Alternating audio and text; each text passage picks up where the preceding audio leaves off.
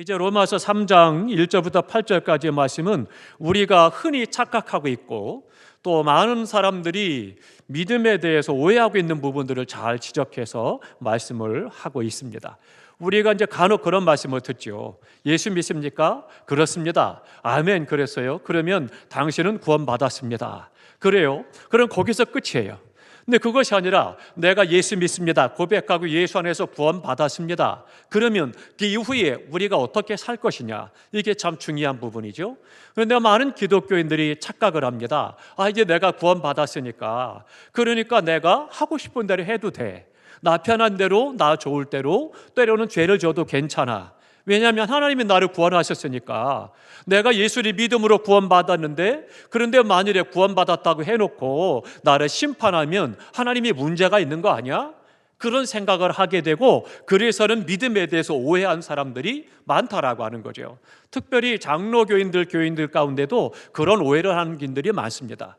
왜냐하면 장로교회 교리 가운데는 예정론이라고 하는 것이 있습니다. 그래서 하나님께서 예정한 사람은 다 구원을 받는다. 그렇기 때문에 이제 내가 구원받기로 작정됐고 예수 믿고 구원받았으니까 이후로는 내가 하고 싶은 대로 해도 돼. 그런 생각을 하게 되는 거죠. 그거는 올바른 장로교회 성도의 신앙도 아닙니다. 말씀을 잘못 알고 있는 거예요. 오늘 본문에 보면 이 말씀도 로마교회 성도들이 그런 오해 가운데 있었습니다. 그래서 몇 가지 오해를 하면서 그들 안에 설왕설래하게 될 때, 그때 바울이 그들에게 복음을 통해서 올바르게 말씀을 가르쳐주고 있습니다.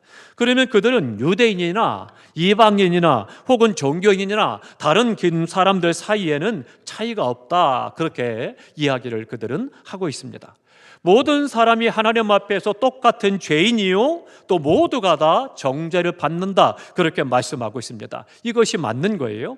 그런데 단지 양심이 편안하도록 하기 위해서 내가 예수를 믿는다라든지, 양심이 좀 편안하도록 자유함을 얻도록 예수 믿는다라든지, 아니면 그냥 교회만 왔다 갔다 하는, 우리말로 성전 뜰만 밟고 가는 그런 교인, 교회 등록을 해서 이름만 올려놓고 온전히 하나님을 섬기지 못하고 성전 뜰만 밟는 그런 교인들, 또 교회의 일원에 의해서 자주 바울이 공격을 당하는 그런 것들이 있었습니다.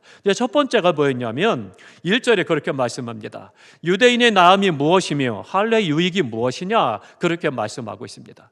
세상 모든 사람들이 다 똑같은 사람들인데 뭐 나은 게 있느냐, 그런 얘기를 하고 있는 거죠. 그러니까 유대인이나 종교인이 된다, 또 할례 받는다, 오늘날 우리로 말하면 세례를 받는다, 이런 것들이 교회의 일원이 되는 것, 이것이 과연 뭐가 유익하냐, 그 부분을 그들은 이야기를 하고 있습니다.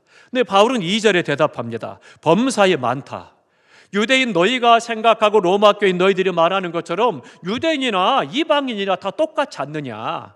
그런데 그렇지 않다 이야기를 합니다. 왜냐하면 2절에 말씀하기를 범사에 많으니 우선 그들이 하나님의 말씀을 맡았습니다, 그렇게 말씀하고 있습니다. 특권을 말하는 거예요. 유대인들, 믿음의 사람들이 특권이 있는데 그 특권이 오늘 본문에 말씀하고 있는 것처럼 하나님의 말씀을 맡은 자다, 그렇게 말씀하고 있습니다. 맡았다는 이야기가 뭐예요? 우리에게 말씀을 주셨다는 얘기예요. 그 말씀이 나를 구원하고 그 말씀이 나의 능력이 되고 그 말씀이 하나님의 사람으로 세워가고 그 말씀으로 우리가 소망을 얻게 되고 이 땅에서 하나님의 사람으로 살아가는 거죠.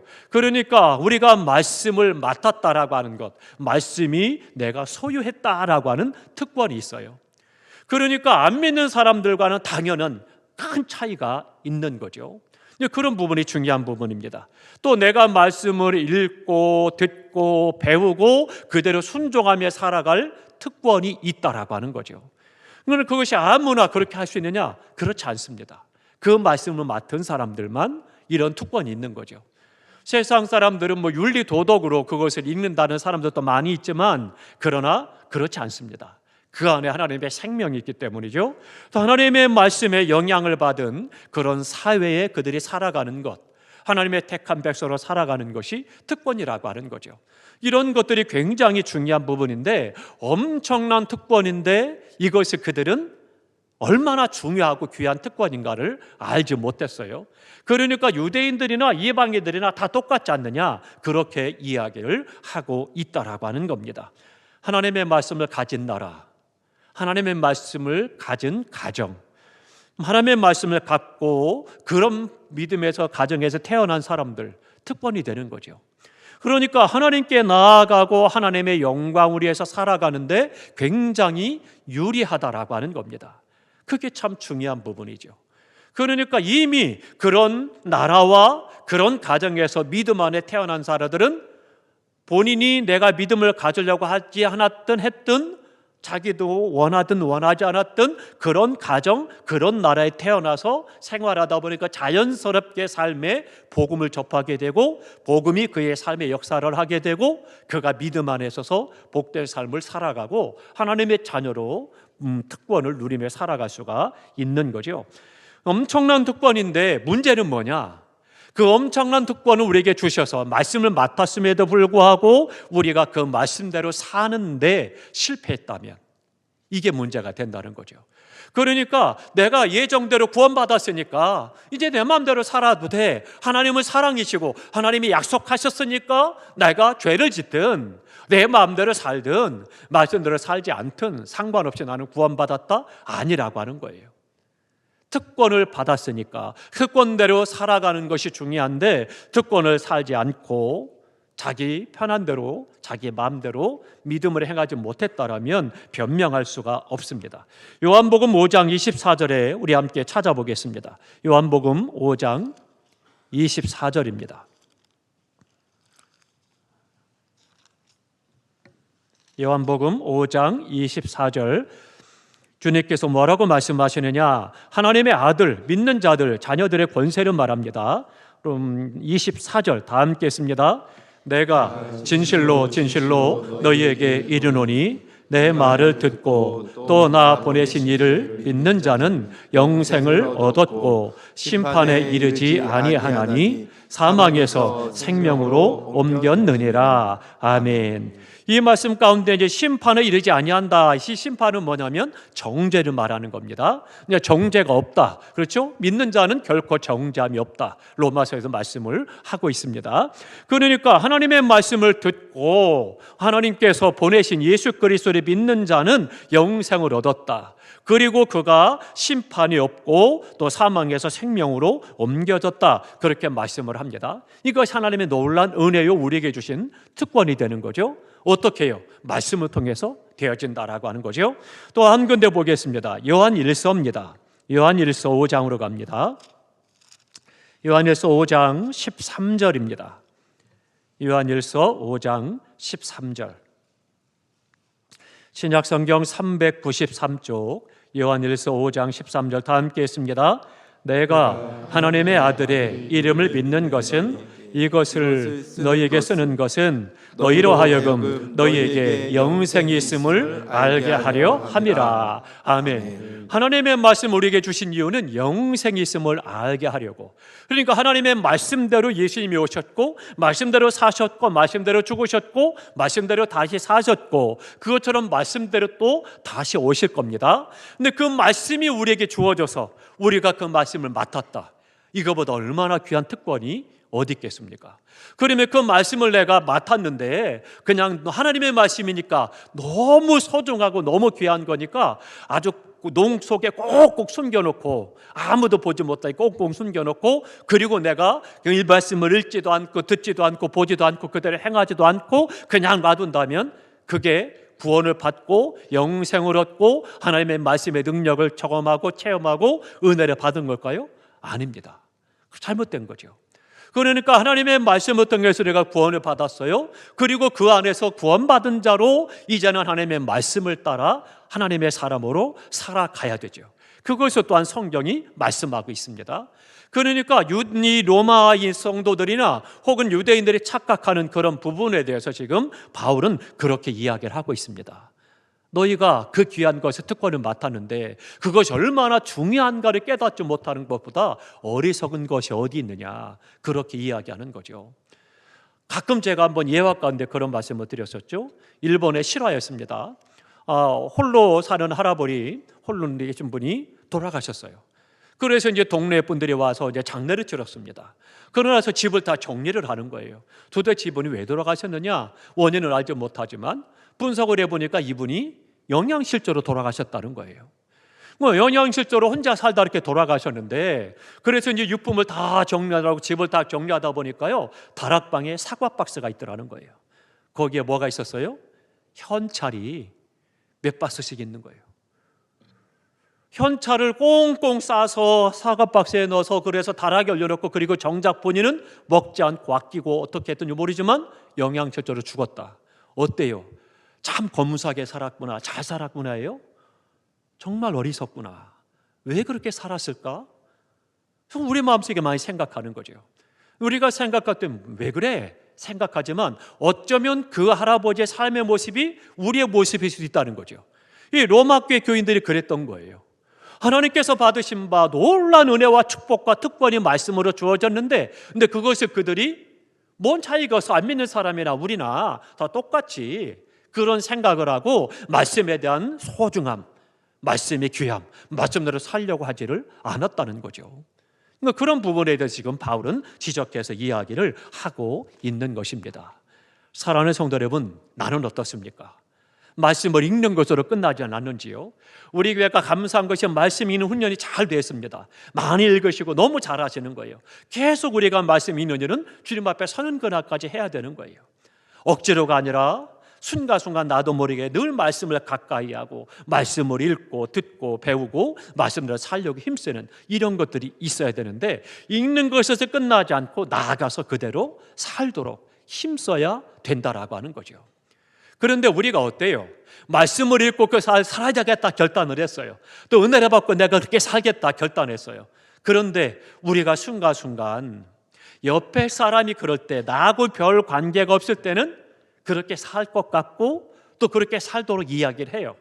정작 그런 것들이 나의 감정을 건드리면 언제 그랬냐는 듯이, 언제 내가 말씀대로 살기로 결단했느냐는 듯이 예전으로 똑같이 돌아가서 옛사람의 성품으로 행동을 하고 말하죠. 그러니까 우리가 다시 한번 살펴야 됩니다. 계속 하나님 앞에 힘쓰고 노력을 하고, 그리고 그 안에 성령의 도우심을 구하고 행할 때에, 그러다 보면 점점 더 혈기를 부리던 것이 10번 부리던 사람이 점점 줄어서 9번 줄이고 8번 줄이고, 그리고 점점 줄어져서 그만큼 그리스도의 형상을 더 닮아가게 되는 거죠. 그러니까 말씀의 은혜와 말씀의 특권을 누리는 삶을 살아갈 수가 있습니다. 의뢰 보도가 다 말씀을 읽는 것으로 끝나지 않고 그 말씀의 특권을 누리며 살아가시기를 주님의 이름으로 축원합니다. 또 하나, 두 번째는 뭘 그들이 질문했는가 하면, 유대인이 믿지 않음으로 정죄를 받는다라면 이것은 하나님의 거짓말쟁이가 아니냐, 그걸 묻는 거예요. 그러니까 조금 서두에 말씀드린 것처럼 내가 예수 믿습니다 고백했어요, 그리고 구원받았어요. 그러면 이제 그들은 다 그냥 어떻게 살아도 구원받았으니까, 그런데 구원시켜준다고 해놓고 그리고 내가 죄졌다고 해서 나를 정죄하고 심판한다라면 그것은 하나님이 사랑이 아니지 않느냐, 하나님이 언약을 약속해놓고 약속을 파기하는 것이 아니냐, 그렇게 지금 그들이 뻔뻔하게 로마 교인들이 이야기를 하고 있는 거죠. 그러니까 솔직히 말씀드리면 뭐예요? 내가 죄짓고 하나님 앞에 합리화시키는 거예요. 하나님 말씀하셨잖아요, 계약하셨잖아요, 언약하셨으니까 하나님을 사랑이면서요. 그러면 사랑이니까 당연히 내가 예수 믿고 구원받았으면 그러면 실수하고 범죄했다 할지라도 나를 구원해야 맞는 거죠. 그렇지 않다라면 하나님이 스스로가 말씀하신 계약을 파기하는 거고, 하나님은 사랑이 없는 거 아니겠습니까? 그렇게 인간의 논리, 자기 논리를 가지고 합리화시켜서 하나님을 향해서 지금 이야기를 합니다. 그랬더니 이제 바울이 이야기합니다. 아니다, 그것을 이야기를 하고 있습니다. 하나님께서 반드시 그 말씀을 따라 행할 때 그를 구원하신다라고 하는 것을 말씀해 주십니다. 첫 번째는 미쁘시다 이렇게 말합니다. 그러니까 3절에 하나님의 미쁘심을 패하겠느냐 그렇게 이야기합니다. 그러니까 약속의 말씀은 모든 믿는 사람들에게 다 유효한 거예요. 누구든지 다 믿으면 구원받습니다. 그런데 하나님께 마음을 드리고 순종하되 말씀대로 순종하며 살아가는 자를 하나님은 구원하신다라고 하는 것을 말씀해 주고 있습니다. 그러면 거짓으로 신앙 고백하고 또 하나님의 말씀을 순종하지 않고 하나님의 말씀을 지금 로마 교인들처럼 판단해서 하나님을 살아기려면서요 계약을 맺었잖아요. 그러면 내가 어찌 살든 나를 구원하셔야 되지 왜 나를 정죄해요? 그건 문제가 있는 거 아닙니까? 이런 식으로 하나님의 말씀을 판단하는 자들은 문제가 있다. 그것을 바울은 지금 이야기를 합니다. 그런데 그 사람들을 심판하신다 그렇게 이야기를 하고 있습니다. 왜냐하면 하나님은 의로우시기 때문입니다. 하나님은 의로우시기 때문에 하나님은 하나님의 말씀대로 우리가 살기를 원하신다라고 하는 거예요. 하나님의 말씀을 소유할 뿐만 아니라 그 말씀대로 그 계명을 지키며 살기를 원하는 사람, 그렇게 사는 자를 구원하신다. 그것을 말씀해 주고 있는 것입니다. 하나님께서 받아주시는 사람은 나의 마음과 나의 삶을 주님께 드리고 말씀을 따라 의롭게 믿음으로 살아가는 그 사람들을 받으신다. 그것을 말씀해 주고 있는 겁니다. 할례 받았다고 세례 받았다라고 아니라 세례 받았음에도 불구하고 내가 말씀대로 순종하지 아니하고 여전히 세례 받을 땐 받았고 이후에 내 편한 대로 내가 말씀대로 행하지 않는다라면 하나님은 그 또한 심판할 것을 말씀해 주고 있는 거죠. 우리는 어떻습니까? 하나님의 말씀대로 살려고 내가 힘쓰고 그 말씀에 순종하는 삶을 살아가려고 노력하고 있는가요? 이런 부분들이 하나님 앞에 우리는 심각하다라고 하는 것을 살펴야 된다라고 하는 거죠. 한국교회가 이제 80년대, 90년대 전 세계적으로 유례없는 부흥이 일어났죠. 한 세기 만에. 놀란 역사들이 나타나니까 세계의 교회 성장학자들이 우리나라 찾아와서 연구를 합니다. 한국교회가 어떻게 이렇게 부흥할 수 있었느냐? 단기간에 부흥한 그런 기독교 역사가 없는데 이렇게 부흥한 원인이 뭐냐? 여러 가지 것들 이야기했습니다. 그 중에 하나가 이제 특별히 기도를 더 강조했습니다. 한국교회가 기도를 많이 한다. 그 기도가 능력이 됐고 그 기도가 한국교회를 부흥했다. 그렇게 가장 큰 원인으로 이제 기도를 이야기를 했습니다. 그래서 쭉 몇 가지를 이야기했습니다. 그런데 중요한 건 반전입니다. 그 다음 얘기가 중요한 거예요.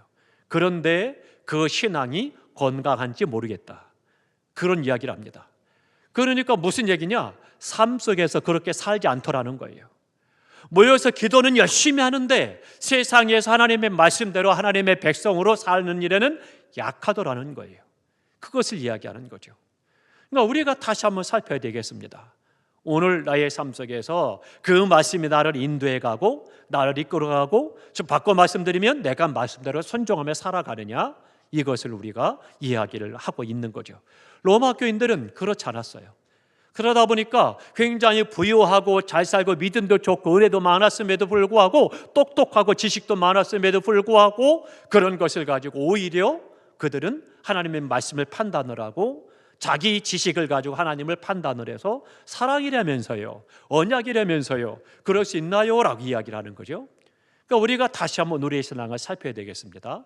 나의 경험, 내 생각, 세상적인 논리, 철학, 가치 이런 것을 가지고 말씀을 판단해서는 안 된다라고 하는 거죠.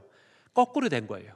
하나님의 말씀이 세상을 판단하고 세상의 가치를 분별하고 옳고 그름을 분별하고 올바른 삶을 알게 하시고 해야 되는데 그것이 아니라 반대로 세상의 논리와 가치와 철학과 진리를 가지고 하나님의 말씀을 판단하고 잣대를 갖고 행한다라면 거꾸로 된 것이니까 너무나도 어리석은 거죠. 그러니까 교회가 어려운 거예요. 점점 더 말씀이 흥황하고 말씀으로 세상을 바꿔나가고 변화시켜 나가야 되는데 그렇지 않고 거꾸로 되니까 교회에 세속의 물결이 들어와서 세상의 가치, 세상의 생각, 세상의 철학, 세계관, 세상이 변하는 진리 이것을 가지고 말씀을 변질시키고 교회에 와서 자꾸 이상한 얘기를 하는 거예요. 이거 잘못된 겁니다. 그런데 중요한 게 있어요. 잘 분별하셔야 됩니다. 그들이 말하는 세상이 말하는 논리와 체계, 가치, 진리가 논리적이라는 거예요. 이게 중요한 거예요. 논리적이다 보니까 들어보면 틀린 게 없어요. 그런데 성경 말씀에 비춰보면 잘못된 거예요. 그러니까 우리가 그 분별할 수 있어야 되는 거죠. 그것을 말씀을 알아야 영을 분별하고 그 가치를 분별하고 세상을 분별할 수 있는데, 말씀을 알지도 못할 뿐만 아니라 말씀대로 살지도 않으니까, 그러니까 세상 모든 것들을 그대로 받아들이는 거예요. 그리고는 그것을 가지고 신앙을 이야기하고 성경을 이해하고, 지금 로마 교회가 그랬던 거예요. 하나님 사랑이라면서요, 언약이라면서요, 믿으면 구원을 지킨다면서요, 그러면 구원받은 건 취소되지 않는다면서요. 그런데 내가 죄졌다고 나를 심판해요? 그거 잘못된 거잖아요. 이런 생각을 하고 이야기를 하는 거죠. 사랑도 마찬가지입니다. 사랑도 그들은 뭐예요? 세상적인 가치의 사랑을 가지고 하나님의 공의는 빼버리고, 그리고는 사랑하신다면서요. 그럼 무조건 다 품고 안고 가야죠. 그것은 세상이 말하는 사랑인 거예요. 성경적인 사랑이 아니다라고 하는 겁니다. 그러니까 로마 교회 성도들이 그런 어리석은 이야기를 할 때 지금 바울은 아니다, 그것을 지금 지적해서 이야기를 하고 있습니다. 하나님은 의로우시다, 변함이 없고 틀림없고 확실하다, 그것을 말씀을 하면서 너희들이 그런 생각이 잘못됐다라고 하는 것을 이야기합니다. 더 중요한 것이 이제 5절부터 8절까지 나옵니다. 진노하시는 하나님에 대해서 로마 교인들이 하나님은 불의하냐, 그것을 지금 이야기합니다. 근데 심지어는 그들은 자신들의 생각과 가치와 지식을 가지고 하나님의 말씀을, 지식을 가지고 분별해서 하나님께서 불의하다, 그것을 지금 지적했습니다. 그런데 어떻게 하나님이 사랑이신데 진노할 수 있겠느냐, 그것을 이야기하죠. 바울은 아니라는 거예요. 아니다, 나의 죄를 인해서 하나님의 자녀로 나타날 수 있으니, 그러니까 하나님의 자비를, 내가 죄를 지음으로 말미암아 나 같은 죄인이 주님께서 날 용납해 주셨으니까, 그러니까 하나님의 자비가 나타나는 거 아니야? 그러니까 내가 죄 지은 것이 오히려 하나님의 자비하심과 하나님의 성품을 나타낼 수 있으니, 그러니 그게 더 좋은 게 아니야? 이야기합니다. 잘 들으셔야 됩니다. 내가 죄를 졌어요. 죄를 졌는데 하나님께서는 그 죄에 대해서 징벌하거나 책망하지 아니하시고, 그리고 그냥 하나님은 사랑이니까 그러거나 말거나 무조건 받아줘야 되는 거예요. 그러니까 예수 믿습니까? 아멘. 그럼 구원받았습니다. 이후에 내가 죄를 져도 심판이 없느냐? 아니라는 거예요. 그런데 하나님은 사랑이시니까 당연히 품어야 되는 거지. 그렇다면 하나님이 왜 진노하시느냐? 잘못된 거 아니냐? 그 얘기를 한 거예요. 그랬더니 바울이 지금 아니라고 하는 거예요. 하나님은 공의로우시다. 죄인인 나를 그대로 받아줘서 하나님의 풍성한 자비가 나타났으니까 내가 죄를 진 것도 괜찮은 거야? 생각하는 로마 교인들에게 아니다라고 하는 거예요. 간혹 우리가 그렇게 자기를 합리화시킬 때가 있습니다. 죄가 있는 곳에 은혜가 있다, 바울이 그런 말을 했죠. 그러니까 그 말씀을 착각을 해서 내가 죄를 더 져서 더 많은 은혜, 더 풍성한 은혜를 받을 거야? 절대 안 되는 이야기입니다. 잘못 말씀을 이해하고 있는 거죠. 그러니까 바울은 뭐라고 이야기하느냐? 하나님은 지극히 도덕적이시고 공의로우신 하나님이십니다. 다 함께 하십니다. 공의로우신 하나님. 사랑의 완성은 공의입니다. 그러니까 공의는 반드시 죄를 심판해야 되는 거예요. 그러니까 사랑의 완성이 공의라고 한다면, 그러면 어때요? 다 품고 사랑하되, 그래도 어떻게 돼요? 죄에 대해서는 심판을 해야 사랑이 완성되는 거예요. 그것이 공의요 사랑의 완성이 된다라고 하는 거죠. 진정한 사랑은 공평해야 되는 거죠. 그런데 우리가 예수 안에서 구원받고, 그런데 거기에 죄를 회개하고 눈물 콧물을 흘려가면서 회개하고, 어떻게든 내가 죄를 짓지 않으려고 하고 말씀을 살려고 애를 쓰고, 그러면서 우리가 그 안에서 구원을 받았어요. 그런데 예수님을 믿지도 아니하고 죄 가운데 마음대로 살아가는데, 하나님은 사랑이야, 그러니 그들도 구원해야지, 그래서 그들이 구원받았어요. 다 천국에 갔다고 가정해 보겠습니다. 그러면 제가 어떻게 하겠어요?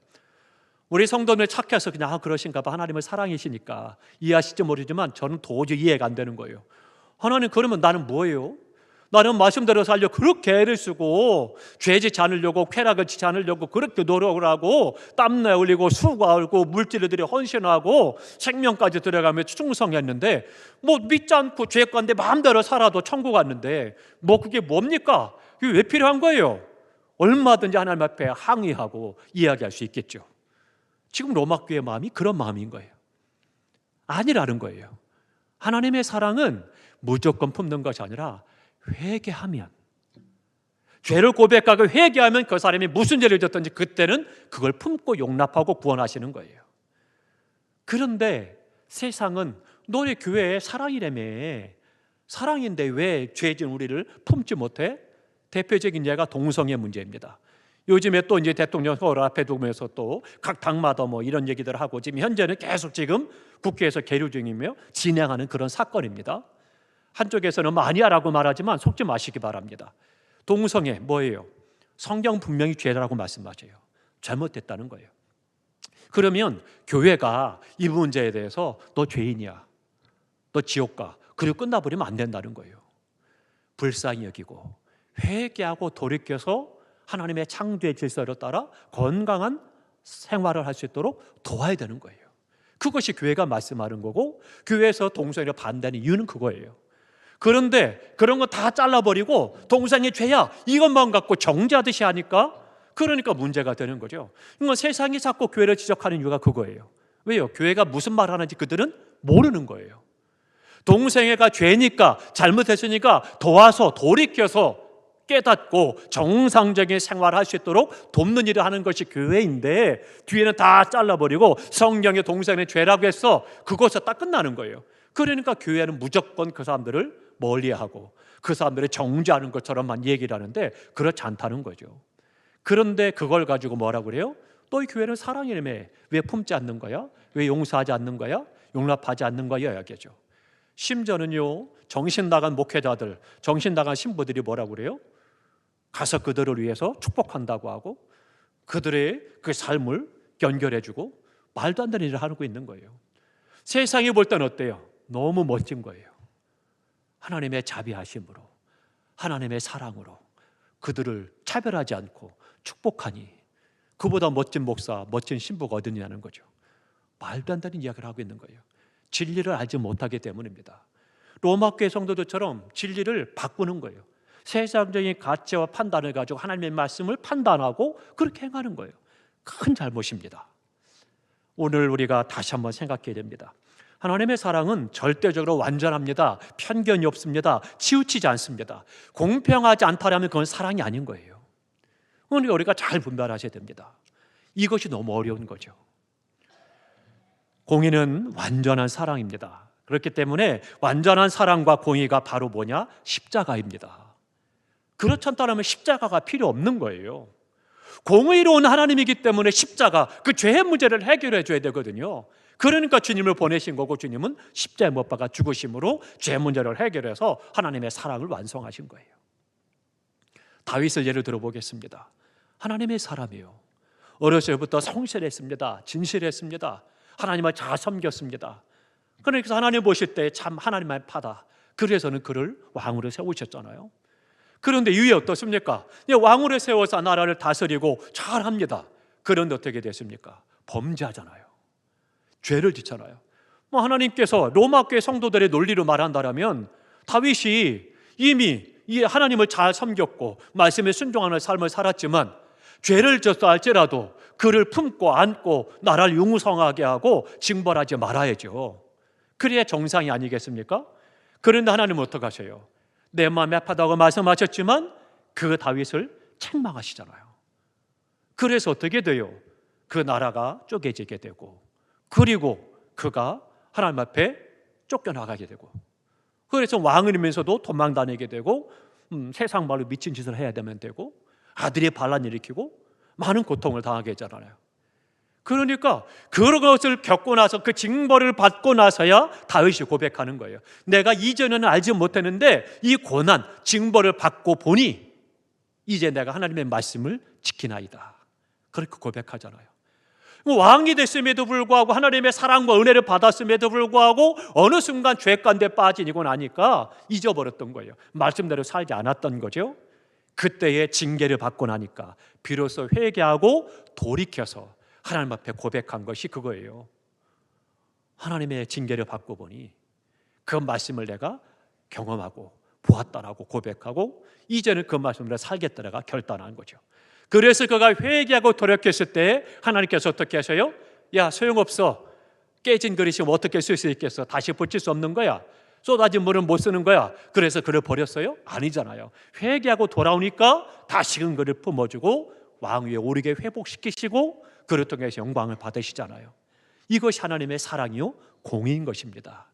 그렇기 때문에 로마 교회 성도들이 착각했던 그 부분을 우리가 기억하면서 오늘 나의 삶 속에 하나님께서 순간순간 내가 말씀으로 살고 믿음으로 살도록 애를 써야 되는 것이고, 혹여라도 그렇지 못하고 때로 죄로 인해서 내가 징계를 받고 징벌을 받는 것은 수요일 고린도전서 강의 말씀을 드리면서 드렸던 것처럼 사랑하기 때문이다. 그 사랑이 있기 때문에 우리를 징계하고 징벌을 하는 거고, 그 안에 다 지금 회복시키셔서 그가 회개하면 회복시키고 돌이키셔서 그를 축복하시고 세우시고 영광을 받으시는 겁니다. 사랑하는 성도 여러분, 하나님의 말씀은 변치 않음을 믿으시기 바랍니다. 세상의 가치, 세상의 논리, 세상의 지식 가지고 말씀을 판단하는 것이 아니라 말씀을 가지고 세상에 되어지는 일과 사건과 가치와 사상과 논리들을 분별하시대요. 그래야 영을 분별할 수 있는 것이고 진리를 분별하면서 하나님의 뜻을 이룰 수가 있고 세상을 변화시켜 나가고 휩쓸리지 않는 거, 미혹당하지 않는 것입니다. 우리 모두가 다 올바른 말씀에 신앙 가운데 견고히 서셔서 하나님을 섬기는 그 믿음 안에 서서 날마다 승리하고 종교인이 아니라 하나님의 말씀대로 살아가고 그 말씀의 능력을 경험하고 체험하면서 이기는 삶, 세상을 변화시켜 나가는 삶, 구원하는 삶을 살아가시기를 주님의 이름으로 축원합니다. 기도하겠습니다.